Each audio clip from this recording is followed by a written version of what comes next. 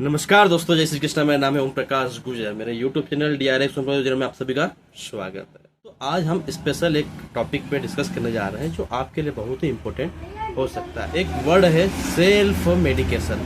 आज हम डिस्कस करेंगे self medication. Self medication means कोई सी भी दवाई आप क्या करते हैं, अपने हिसाब से ले लेते हैं। मेडिकल स्टोर या कहीं पे भी जाकर आप अपने हिसाब से मेडिसिन मांगते हैं कि भैया ये मेडिसिन दे दीजिए, एंटीबायोटिक दे दीजिए, है ना। तो क्या यह सही है? इसको जानने के लिए वीडियो को अंत तक देखें। सेल्फ मेडिकेशन में आप नॉर्मल झंडू बाम, मुंह, जैसे जो नॉर्मल मेडिसिन होती है इसको अपने हिसाब से ले सकते हैं।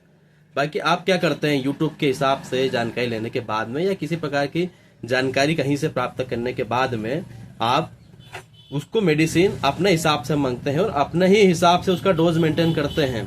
कोई आधी ले रहा है, कोई एक ले रहा है, कोई दिन में 3 बार ले रहा है। पिज्जा किसी डॉक्टर की जानकारी या बिना किसी फार्मासिस्ट की जानकारी से लिए बिना ही आप अपने हिसाब से मेडिसिन को लेते हैं, जिसका काफी साइड इफेक्ट, काफी नुकसान आपको उठाना पड़ सकता है। क्या आप जानते हैं मेडिसिन का डोज या मेडिसिन किसी भी व्यक्ति को दी जाती है तो वह कैसे डिसाइड की जाती है? दोस्तों, हर किसी की बॉडी के अंदर जो बायोलॉजिकल रिएक्शन होती है और केमिकल रिएक्शन होती है मेडिसिन की, सभी व्यक्ति की अलग अलग होती है।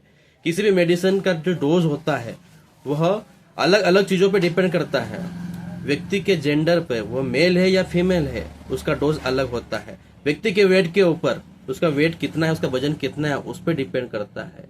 व्यक्ति की उम्र पे, व्यक्ति का उम्र कितनी है उसके ऊपर डिपेंड करता है। बीमारी कितने दिन पुरानी है उस पर डिपेंड करता है। व्यक्ति को कोई अन्य बीमारी तो नहीं है, इस पर भी डिपेंड करता है। व्यक्ति को कोई सी भी मेडिसिन देने के पहले कोई सा भी डॉक्टर या फार्मासिस्ट होता है वो डायग्नोसिस करता है।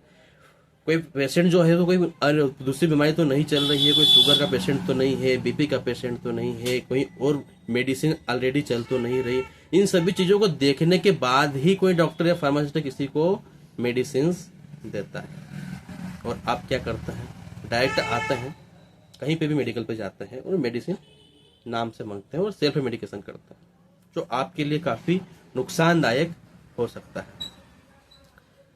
नुकसानदायक किस प्रकार से हो सकता है? जैसे आपको ऑलरेडी कोई सी मेडिसिन चल रही है और आपने दूसरी कोई सी मेडिसिन ली है, आपने वो मेडिकल वाले या डॉक्टर को नहीं बताया कि मुझे मेडिसिन ऑलरेडी चल रही है, तो इंटर रिएक्शन हो सकता है। इंटर रिएक्शन मतलब होता है दो प्रकार की मेडिसिन साथ में लेने पे एक प्रकार का रिएक्शन पाया जाता है, उसको इंटर रिएक्शन कहते हैं। मेडिसिन जो खाली पेट लेना है उसको खाली पेट ही ली जाती है, जो खाना खाने के बाद लेना है उसको खाना खाने के बाद ही लेना है, नहीं तो इससे भी इंटर रिएक्शन हो सकता है। क्योंकि बहुत सारी मेडिसिन जो रहती है फूड के साथ में रिएक्शन करती है। जिस मेडिसिन को दूध के साथ लेना है वो दूध के साथ ही लेना है, जिसे पानी के साथ लेना है उसे पानी के साथ ही लेना है। इन सब छोटी छोटी चीजों को ध्यान में रखना बहुत ही जरूरी होती है। इसके साथ ही अगर आप अधिकतर देखा है लोग क्या करते हैं, डॉक्टर को दिखाया, कोई शुगर का पेशेंट है, बीपी का पेशेंट या किसी भी बीमारी का पेशेंट है, तो क्या करता है, डॉक्टर को दिखाने के बाद में वही मेडिसिन कंटिन्यू करता रहता है। डॉक्टर को एक बार दिखा है, एक बार डायग्नोसिस करवा है, बीमारी का जो जांचें हैं वो एक बार करवाई है और उसी मेडिसिन को कंटिन्यू लंबे समय तक चलाते रहता है। ये भी बहुत ही गलत है।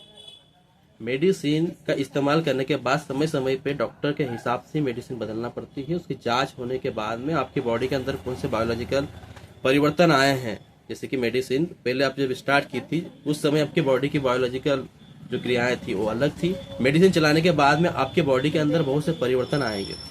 ये सब मेडिसिन जो होती है एक प्रकार का केमिकल होता है। बायोलॉजिकल परिवर्तन के बाद में डॉक्टर समय समय पे मेडिसिन बदलता रहता है। वो चेक करता है आपके अंदर कोई से साइड इफेक्ट तो नहीं आ रहे हैं, किसी अदर पार्ट के ऊपर में कोई सा इफेक्ट तो नहीं हो रहा है, उस हिसाब से डॉक्टर चेंज करता है। आप लोग क्या करते हैं, आप लोग जब तक कोई नया सिम्टम बॉडी में नहीं मिलता, जब तक कोई अन्य बीमारी खड़ी नहीं हो जाती, जब तक डॉक्टर पास जाने का नाम नहीं लेता।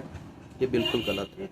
अगर आप अपनी बॉडी को हेल्दी रखना चाहते हैं, स्वस्थ रखना चाहते हैं, तो कंटिन्यू डॉक्टर से, डॉक्टर जब बुलाए, जब डॉक्टर के पास जाना है, उनसे मिलना है, डिस्कस करना है, उसके बाद ही कोई सी मेडिसिन लेना चाहिए। अक्सर लोगों को देखा है लोग पेन किलर लेते हैं। पेन किलर बॉडी में किसी न किसी कारण से ही पेन होता है। पेन किलर सिर्फ और सिर्फ पेन्स को जो दर्द होता है उसको दबाने का काम करता है, कुछ समय के लिए काम करता है। अगर बार बार दर्द हो रहा है तो डॉक्टर को दिखाना बहुत ही जरूरी है, तो उसको नजरअंदाज नहीं करना चाहिए।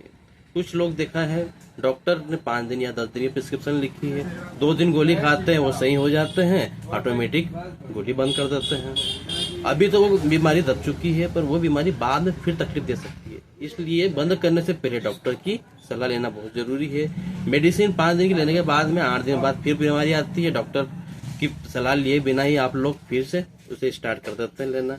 तो उस समय भी आपको अगर मेडिसिन लेना है तो डॉक्टर की सलाह या फार्मासिस्ट की सलाह लेना बहुत ही जरूरी है। सर क्या होता है, किसी बीमारी के लिए आप डॉक्टर पास जाते हैं, डॉक्टर मेडिसिन लिखता है। जैसे कि आपको खांसी थी, पिछली बार डॉक्टर ने खांसी की दवाई लिखी थी, पिछली बार आपको सूखी खांसी थी। आप अगली बार भी क्या करते हैं, सेम दवाई मांगते हैं। पिछली बार आपको सूखी खांसी थी, इस बार आपको गीली खांसी है, तो वही दवाई इस बार काम नहीं करेगी, क्योंकि सूखी खांसी पे दवाई अलग काम करती है, गीली खांसी पे दवाई अलग काम करती है। तो इन सब चीजों को ध्यान पे रखते हुए किसी भी मेडिसिन का इस्तेमाल करने से पहले फार्मासिस्ट या डॉक्टर की परमिशन जरूर लेना चाहिए। यूट्यूब पर कोई भी जानकारी जो मिलती है वो सिर्फ जानकारी मात्र होती है और सेल्फ मेडिकेशन के लिए नहीं होती है। और मैं भी जो जानकारियां देता हूँ वो सिर्फ और सिर्फ आपको कीमत, प्राइस, क्या काम करती है, नॉर्मल जानकारियां प्राप्त करने के लिए ही देता हूँ, जिससे व्यक्ति जागरूक होकर वीडियो की जानकारी प्राप्त करने के लिए। आपने अगर मेरे YouTube channel DRX Omprakash Gurjar को अभी तक सब्सक्राइब नहीं किया तो कृपया सब्सक्राइब करें, वीडियो अच्छा लगे तो लाइक करें और इन महत्वपूर्ण जानकारियों को अधिक से अधिक शेयर करें ताकि सभी तक ये जानकारियां पहुंचती रहे। धन्यवाद।